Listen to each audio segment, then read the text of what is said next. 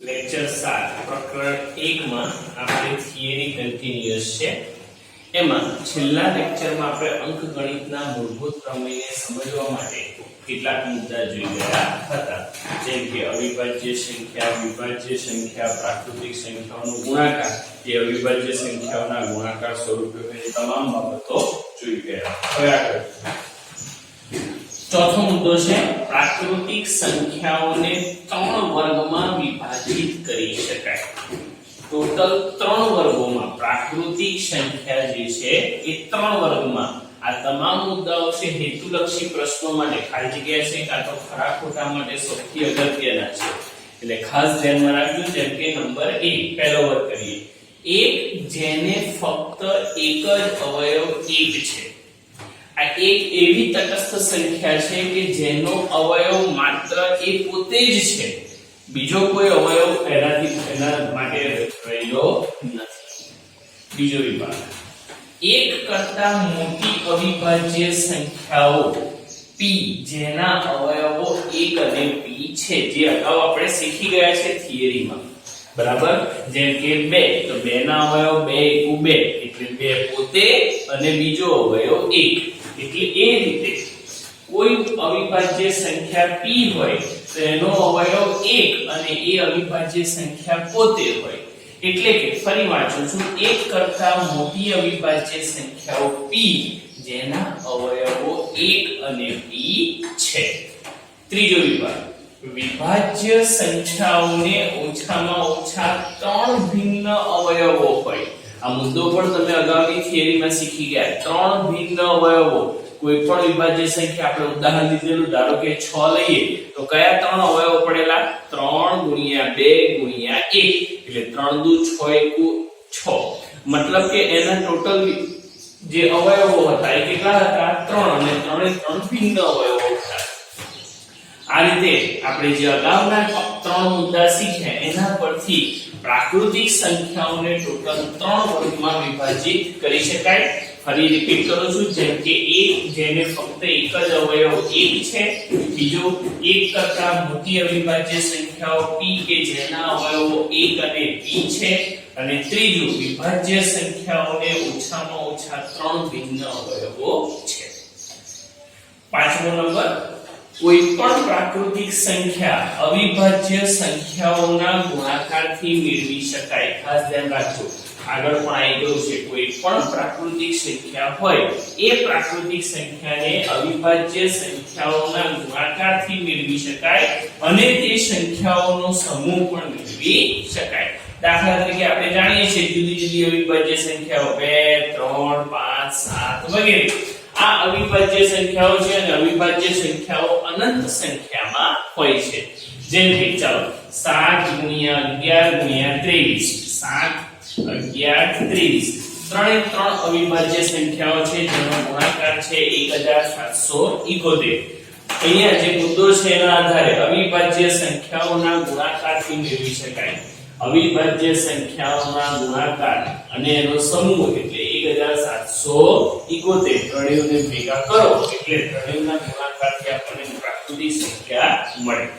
એવી રીતે 3, 7, 11, 23 ચારે 4 અવિભાજ્ય સંખ્યાઓના સમૂહના ગુણાકારને આપણે 5313 વડે દર્શાવી શકીએ, જેનો ગુણાકાર કરી રફમાં તો કરી શકાય.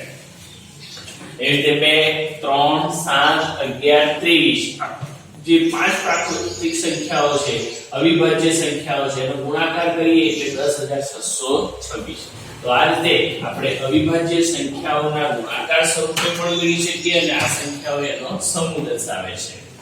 તો આટલા મુદ્દાઓના આધારે અંકગણિતનું મૂળભૂત પ્રમેય 1.2 જેની સાબિતી નથી, આપણે આ મુદ્દો ખાલી ધ્યાનમાં રાખવાનો છે, જે 1 માર્ક્સના હેતુલક્ષી માટે કામનો છે. શું થશે પ્રમેય? દરેક વિભાજ્ય સંખ્યાને, અત્યાર સુધીના જેટલા મુદ્દા શીખ્યા એના ઉપર આધારિત દરેક વિભાજ્ય સંખ્યાને તેના અવયવોના ક્રમને અવગણીને, ખાસ ધ્યાનમાં રાખજો, અવયવોનો ક્રમ અવગણીને, મતલબ કે ક્રમ ધ્યાનમાં રાખવાની જરૂર નથી. ક્રમને અવગણીને અવિભાજ્ય સંખ્યાઓના ગુણાકાર તરીકે અનન્ય એક અને માત્ર એક સ્વરૂપે લખી શકાય. આ જે વિધાન છે એ શું દર્શાવે છે?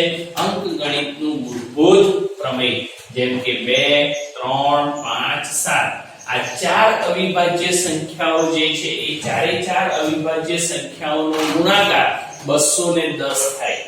હવે આપણે ગુણાકાર આ રીતે કર્યો છે 2 3 6 35 27 210 બરાબર.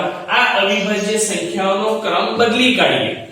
તમે કોઈ પણ ક્રમમાં લખો તો આપણે અહીંયા ક્રમ ઉલટાવીને લખ્યો 5 7 3 2 તો ગુણાકાર બી કેટલો આવવાનો? 210. એ ક્રમ બદલવાથી, ક્રમ અવગણવાથી કે ગુણાકારના સ્વરૂપમાં કશો ફેર પડતો નથી. એ અનન્ય સ્વરૂપ એટલે કે એક અને માત્ર એક જ સ્વરૂપે આપણે એને દર્શાવી શકીએ છીએ. બોલો, ક્લિયર થયું? ફરી એકવાર અંકગણિતનું મૂળભૂત પ્રમેય, પ્રમેય 1.2 વિધાન બહુ જ અગત્યનું છે. દરેક વિભાજ્ય સંખ્યાને તેના અવયવોના ક્રમને અવગણીને અવિભાજ્ય સંખ્યાઓના ગુણાકાર તરીકે અનન્ય સ્વરૂપે લખી શકાય. તો આજે સૌથી અગત્યની બધી થિયરી હતી એ લક્ષ્મી માટે સરસ રીતે ચોપડામાં ઉતારી ક્લાસ ટીચરને સેન્ડ કરજો. લેક્ચર 8 પ્રકરણ 1 અગાઉના લેક્ચરમાં તમે અંકગણિતના મૂળભૂત પ્રમેયને લગતી કેટલીક બાબતો જોઈ ગયા. બરાબર. હવે આ પ્રકરણમાં આ લેક્ચરમાં આપણે સ્વાધ્યાયથી શરૂઆત કરીએ. સ્વાધ્યાય 1.2 દાખલા નંબર 1. નીચેની દરેક સંખ્યાને તેના અવિભાજ્ય અવયવોના ગુણાકાર સ્વરૂપે દર્શાવો. થિયરીમાં બધું સમજાવેલું છે એટલે હવે સીધી આપણે એનો ઉપયોગ કરીએ. અવિભાજ્ય અવયવોના ગુણાકારને દર્શાવવા માટે તમારે અવયવ વૃક્ષનો ઉપયોગ કરવાનો. એટલે શું? તો જુઓ, પહેલો દાખલો ગણેલો છે, અહીંયા સમજ પડે એટલા માટે 140. તો 140 ના અવયવ થશે 70 * 140.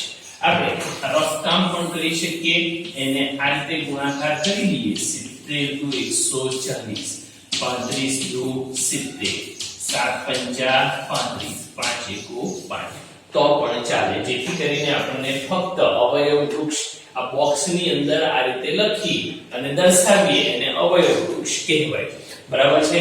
તો 70 * 140 જે વિભાજ્ય સંખ્યા છે એને જમણી બાજુ દર્શાવવાની, જેના અવયવો ક્રમ અનુસાર પડતા જાય. એ રીતે 35 * 70 35 વિભાજ્ય સંખ્યા છે એટલે અહીંયા દર્શાવી અને 35 ના અવયવ 5 * 7 35. તમે 7 5 પણ લખી શકો. બરાબર. કારણ કે બંને અવિભાજ્ય સંખ્યાઓ છે. તો આ જે અવયવો પાડ્યા એ અવયવો બાજુમાં લખી દો. 140 ના અવયવ કયા? 2 * 4 4 × 5 = 20 20 * 7 છેલ્લો અવિભાજ્ય અવયવ છે ત્યાં સુધી એનો ગુણાકાર બતાવવાનો. 2 * 2 * 5 * 7 2 × 2 એટલે 2 નો વર્ગ ગુણ્યા 5 ગુણ્યા 7. આ જે આપણે દર્શાવ્યું એ તેના અવિભાજ્ય અવયવોના ગુણાકાર સ્વરૂપે દર્શાવ્યું કહેવાય અને કહેવાય અવયવ વૃક્ષ, જે વિભાજ્ય સંખ્યામાં શોધતા હતા એમ. એવી રીતે 156 આપણે રફમાં સમજીએ તો 78 * 156 39 * 78 33 * 39 અને 13 * 13. આ રફમાં આપણે આવું કરીએ તો આપણું સરળતાથી કામ થઈ જાય. આવું કંઈ કરવું જરૂરી નથી, આ તો ન ફાવે એના માટે છે. હવે આ અવયવોને અવયવ વૃક્ષ સ્વરૂપે દર્શાવીએ.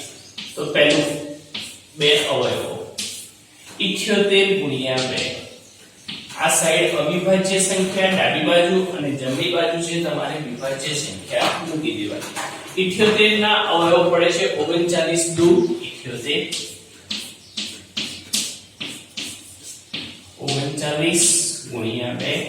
સેમ એ રીતે આગળ વધીશું. 39 ના અવયવ 33 39 13 ના અવયવ આગળ આપણે પાડી શકતા નથી કારણ કે તે કેવી સંખ્યા છે? અવિભાજ્ય સંખ્યા. આ રીતે અવિભાજ્ય સંખ્યાઓના ગુણાકાર સ્વરૂપે અવયવ વૃક્ષ દ્વારા દર્શાવી શકાય. તો ચાલો 156 ના અવયવો કયા પાડ્યા? તો 2 * 2 * 3 * 13 2 * 2 એટલે 2 નો વર્ગ ગુણ્યા 3 ગુણ્યા. તો અહીંયા જે આપણે દર્શાવ્યું એક અવિભાજ્ય સંખ્યાઓના ગુણાકાર સ્વરૂપે દર્શાવી શકાય. બરાબર?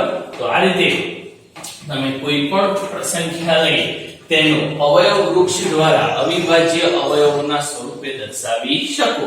આ દાખલા જે છે વ્યવસ્થિત નોટબુકમાં ઉતારી અને ક્લાસ ટીચરને સેન્ડ કરશો.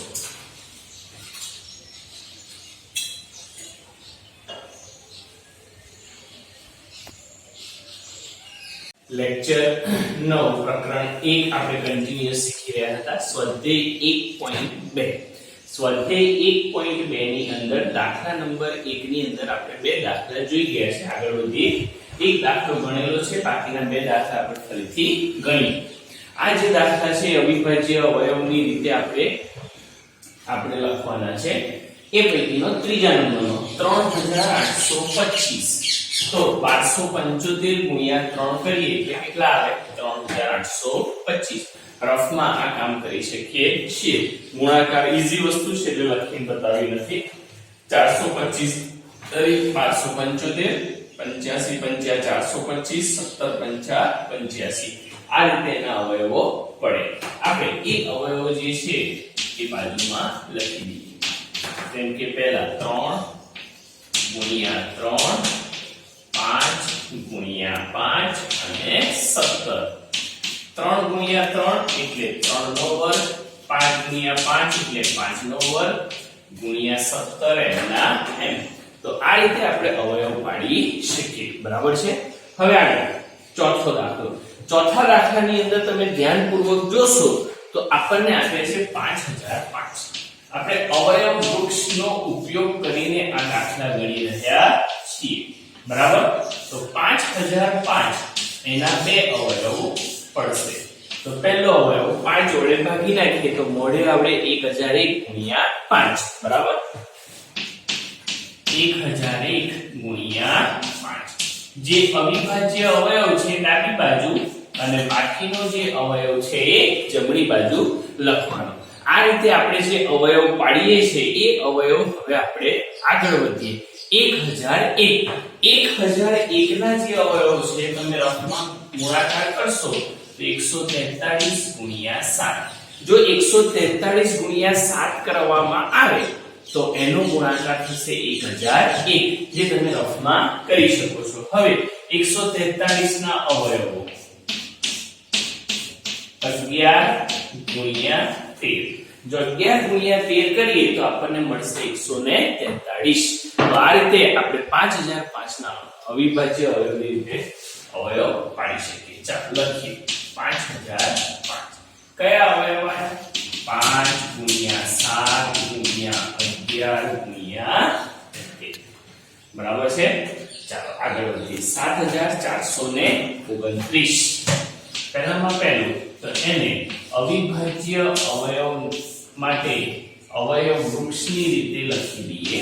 હવે તમે જે કામ કરો છો એના આધારે આપણે 7429 ના અવયવ પાડવાના છે. રફની અંદર તમે જો એનો 17 વડે ભાગાકાર કરશો તો 437 ગુણ્યા 17. 437 ગુણ્યા 17 કરીએ એટલે આપણને મળશે 7429. હવે જે રહ્યા એનો ગુણાકાર 437 19 ગુણ્યા 23. રફમાં કરી શકો છો તમે ગુણાકાર. 19 ગુણ્યા 23 કરીએ એટલે આપણને મળશે 7429. બરાબર? તો આ રીતે આપણે જે ગુણાકાર સ્વરૂપે લખી દઈએ તો 17 ગુણ્યા 19 ગુણ્યા 23. વિદ્યાર્થીઓ તમને 3 દાખલા જે બાકી હતા દાખલા નંબર 1 ના એ ગણાવ્યા. આના પછી આપણે એક્સ્ટ્રા દાખલા પણ લઈશું જેથી વધારે પ્રેક્ટિસ થઈ શકે. તો અવિભાજ્ય વાળો જે દાખલો અવયવ વાળો દાખલો હતો એ દાખલો આ રીતે ગણી સંપૂર્ણ ક્લાસ વર્ક જે છે એ તમારા ક્લાસ ટીચરને સેન્ડ કરજો.